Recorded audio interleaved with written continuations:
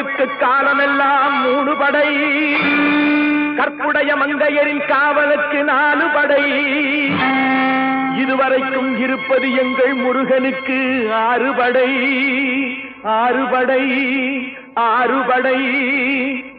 இன்று எங்கள் மருதமலை கோயில் ஒரு 7 படை, 7 படை, 7 படை.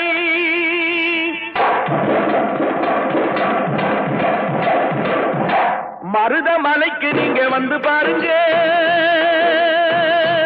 ஒரு தரம் மருதமலைக்கு நீங்க வந்து பாருங்க, ஈசன் மகனோடு மனம் விட்டு பேசி பாருங்க.